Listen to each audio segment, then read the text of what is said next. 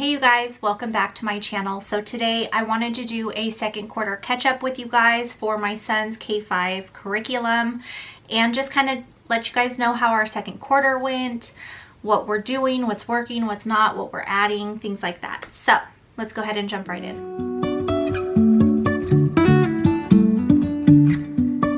If you guys saw our first quarter wrap up, you guys will kind of know how this is going to go.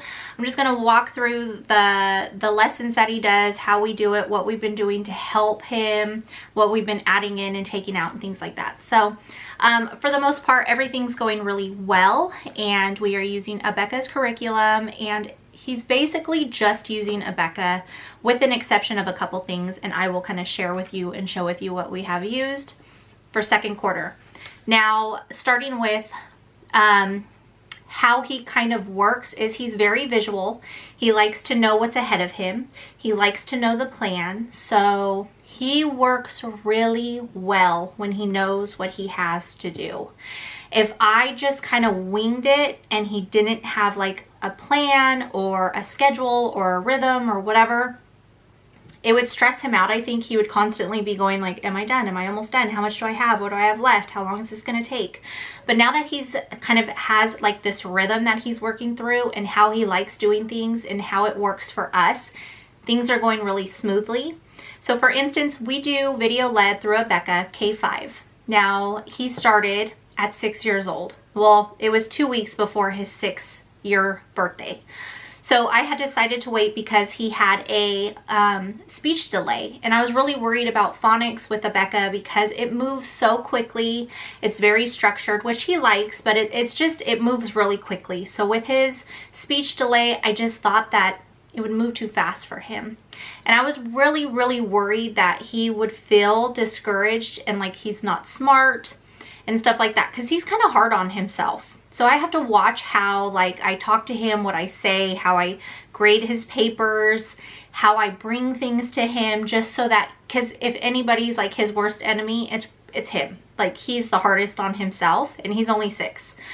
So I learned that having a lesson countdown for him, I've pulled it from my planner that I use for myself just to kind of keep track of how many days we've done and how many days we have left of the school year. I printed one out. It's in a little clear pocket on the window, on the wall, right in front of his computer, or behind his computer, like right in front of him. So during the day, it depends when he wants to grab it. He grabs it throughout the day whenever he wants. I'm not like, grab your sheet like before the day or after the day. He kind of does it on his own, and he will grab the sheet down and he will mark off the last lesson that he did, and he'll put it back up. So I have found that that is working so well for him. He sees what he's accomplishing and it helps him. So if you have a kid that sounds similar to mine, that may help you. Now all the things that I tell you may not even work for you guys. It's just something that's been working for us. I mean, between my daughter and my son, they are completely different. And even within my cousins, even within my nieces and my daughter and son, they all learn kind of differently, but similar. So they have things that they have in common with learning and things that they don't. So just know that every kid is different, and kind of, you know, just know not to compare, not to be like, well, they were doing this and this one's not doing this. Are they going to be okay? Because I kind of was doing that as Isaiah was younger, and, you know, the things that I worried about with him, but everything is working out so well. Like, so try not to stress so much. I mean, pay attention to it, watch for red flags just so you know what you can help with. But other than that, just try not to stress so much. All kids learn at like totally different times, you know what I mean? Okay, so with Bible, Isaiah does Bible with video led, and I love that the teacher teaches him Bible. He loves it. He sings, he's learning things, he's watching the other kids. He likes having like, you know, the kids on the screen that he feels like a part of. And so that's working out really well for him. So he does that with the video led. I plan on doing that probably for first grade as well. You know what? I'm not quite sure. I kind of go back and forth with that because he always wants to do Bible with myself and my daughter and my niece. So I may do it with him, but not like as a group, because they're going to be working on different things. And I want to really make sure that he is grasping and understanding different things. And I know that the kids that are older, like my daughter and niece, have different things to ask questions about and talk about. They're on a different level. And I just want to make sure that he's getting what he needs and they're getting what they need. So I haven't decided on that yet. So you guys just stick around, know that I will have, like, you know, my next year's curriculum and my plans and things like that. The things that I do every year to share with you guys. So anyways, another thing that we do for Bible, but it is not like during school time, is I found a book, like a children's Bible. I have so many of them, but I just love them. I can't get enough of them. I found one at Five Below, and I was actually going to use it in my junk journal, but I just started to read it to the kids because I'm like, I'm just going to read it. And then once I read it, I'll take it apart and I'll cut pictures out and use different verses or sayings or, you know, words. And I still might do that. I'm not sure if I'm going to save it for my son or not because my daughter has a set. Anyways, I'm very sidetracked. But that book is so pretty. Like the way that they tell the story, they try to make it more like, they try to paint like a picture in your kids' minds. Like it's very descriptive. So it's kind of cool. I really am enjoying it. The kids are enjoying it. It's really meant to be read to my son, but my daughter lays with us as I read it. And I love that. It's so nice, you know, just building those memories with the kids, because one day I won't be able to do that and that'll be such a sad day. But that's something that we're working through right now. I'll put a picture here of the book just so you can see it. Again, I found it at Five Below. Okay, so phonics. He's going through phonics. Phonics and phonics review. Phonics review is kind of ending. They're going back and forth with phonics review and reading because they are reading now. And he is doing so well. I just, you know, he really surprises me. And I don't think that that's the right word because he just makes me so proud of him. That with his speech delay, that was one of my main things that I was really concerned about. I was never concerned that he wasn't smart or that he didn't understand because something wasn't right or whatever. I know all kids are different. I just really was concerned on him falling behind and like while we're doing the lessons and then him being frustrated with himself. And so it just feels so wonderful to see him excelling and doing really well and just exceeding my expectations and his own expectations. He's just so proud of himself. And, you know, I just feel so blessed that God has helped us with that. You know what I mean? And getting to this point, you know, because I really worried about him. And I really struggled with my decision on waiting for putting him in kindergarten when he was 6, because I know he's older. And you know, as a homeschooling mom, you just kind of struggle with those decisions. Like, are you doing the right thing? Are you doing the wrong thing? You know, so that's something that I really struggled with. And so I'm really happy. I'm just really happy that he's doing so well. Maybe I'll do a kindergarten, like, or, you know, catch up on how he learns, what we do, what we've been through, our journey, just because I know there's other moms out there that have similar experiences or maybe that are going through something that they're not quite sure how to handle it. And so I know that these things can help, you know, amongst us homeschooling moms or any moms. So he's doing reading. He's doing really well. I do have him, I'm starting to have him do these little beginner readers through The Good and the Beautiful. I'll have to share them with you guys on my 3rd quarter wrap up. But that is basically what we're doing with phonics and phonics review and reading. Another thing that I have really been working with him on, just because in the video led lessons, the kids are really involved in the video. And sometimes I feel like my son will just answer with what they say instead of having his own answer. Or I can't tell sometimes if he already has the answer, but they just say it faster than he can get it out. So with his blends and his, you know, little words that he's learning and stuff, I started using the flashcards through Abeka. Now we've had these since Ari was in kindergarten. Ari was in kindergarten, and that's my niece. She's in 4th grade now. My dog has been chewing these off of my son's cart. Gotta love puppies. He's 8 months, but still a puppy. But I have these one vowel words that I work with him. And so if I see that they're learning new vowel words or blends or whatever, I'll kind of work with him, or I'll just grab literally like a little stack, or sometimes I'll even have the whole stack. It just really depends. But they have, on one side they have manuscript, on the other side they have cursive. So depending on what you're working on with your kids, if you're doing both, you can show them both just so that they, you know, get familiar with reading cursive. But I just work through his flashcards with him and just kind of make sure that he is actually the one that knows the answer and not the kids from the class. So I use these. These are the one vowel word cards. I also have the 2 vowel word cards that we will be starting, but I'm not sure exactly when I'm going to start them with him. And then these are the 1 vowel blends. And so this is box A, because they have different boxes. So they have short and long sound flashcards. So one side is the short, one side is the long, and then we just work through these. So he knows his short blends. He does have a problem sometimes when you say a blend to him and him trying to figure out what letters are being used, but he's doing really well with like seeing it and saying it. So you take it for what it is and you just work with them on it. Don't stress out about it. They will get it. And then we have our long vowels. We haven't started these yet because he literally just started working through long vowels. So we'll start using these soon.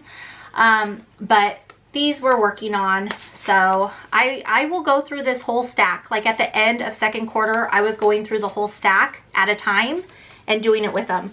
But if your kid gets frustrated or doesn't have the patience to get through all of them, then don't. Just do 10, do 5. It doesn't matter. Just work with them. You know what I mean? He, like I said, is really good with visually or knowing what he has in front of him. So if he sees this stack and we start it, he wants to finish it. I have to be really careful with books that we read, because if we start it, he really wants to finish it. So yeah, that's kind of a challenge for me sometimes with reading, and with him reading. So that's flashcards that we've been using. Also to kind of go along with phonics and reading and writing. I have this little 2-in-1 educational game, and we use these. So it comes with this little tray. You put the flashcards here. Yeah, they're here. They're not really flashcards. They're more like just cards with words on them and pictures. So we have the word here. You can stick it to where they can actually see the word. Or there's this little flap in here that you push up. You put the cards and then you cover the word. So they would just see the picture. And then down here, oh, I'm sorry. And then in these little cups here, you use these little lettered cubes and you spell out the word. So he sees legs. So he would look for L-E-G-S,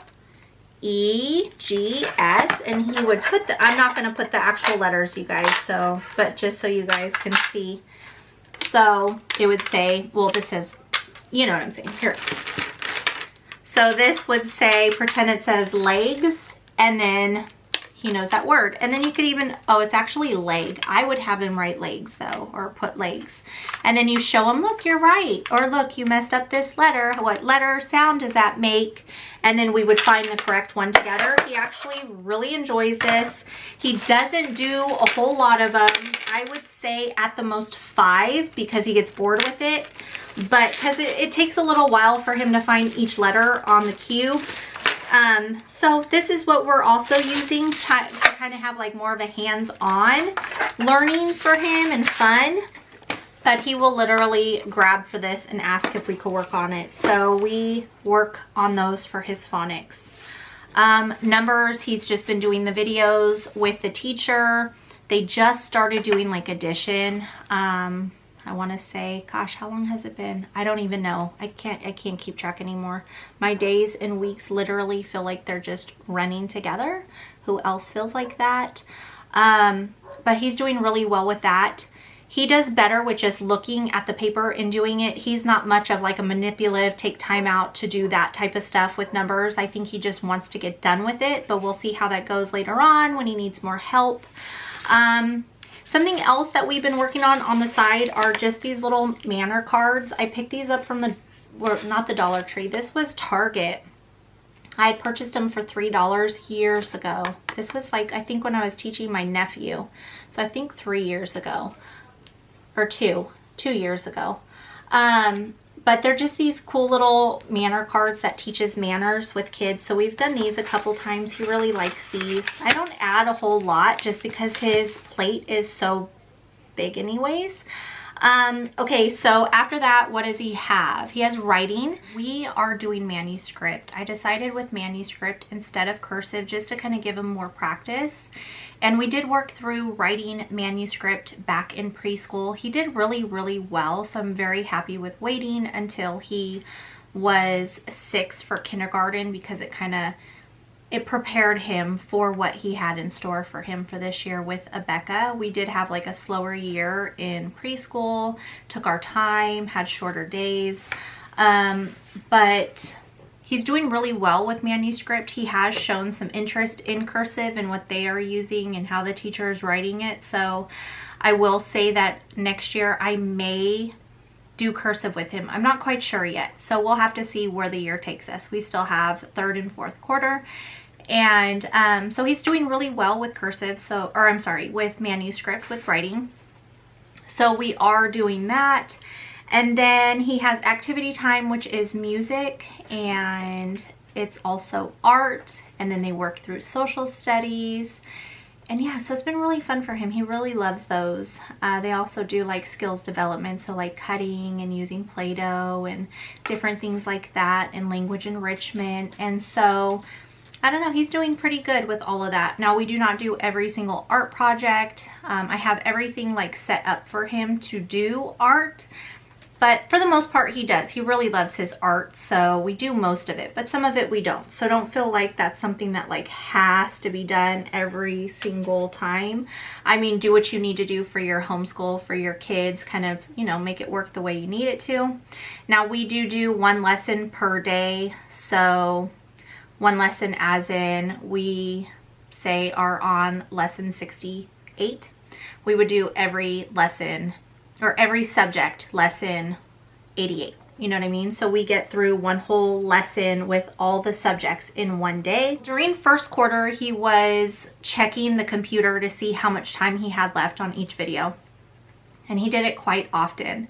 And so I decided to get him a little timer off of Amazon. I do want to mention, if you guys have watched my Temu haul, they actually have the same exact timers for like a fraction of the price. So if you're looking for something like that, go on to Temu. They have great prices. But so I purchased one of those, and he would set the timer for the exact time of that video, and he'd press play, and then he'd press play, or I'm sorry, start on the timer.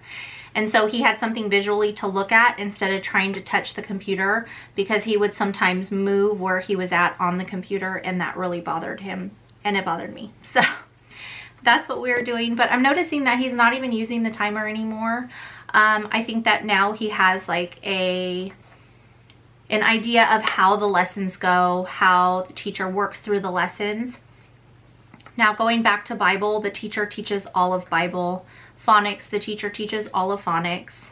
Phonics review, same thing except for his Phonics flashcards, and like I showed you, the little word cards we work on sometimes. Other than that, like when it comes to writing, I do not have him watch the video. I started that in 1st quarter and some of 2nd quarter, but I stopped it. So I think I stopped it in 2nd quarter. Maybe I stopped it in some of 1st quarter. I can't remember now, but I did stop it. So I do the writing, I go over it with him, and then he does it.